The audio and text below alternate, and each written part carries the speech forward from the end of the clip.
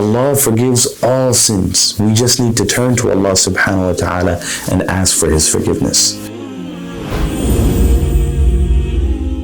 قل يا عبادي الذين أسرفوا على أنفسهم لا تقنطوا من رحمة الله إن الله يغفر الذنوب جميعا إنه هو الغفور الرحيم. Welcome back to AlHussnain Seminary's YouTube channel. Inshallah, we are starting a new Tafseer series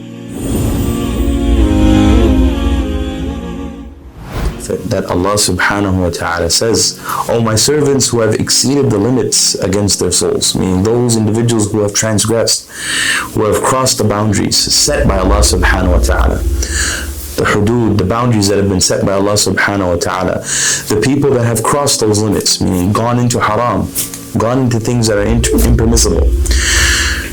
So the address is to these individuals. Allah subhanahu wa ta'ala, He says, do not lose hope in Allah's mercy, for Allah certainly forgives all sins. He is indeed all forgiving, most merciful.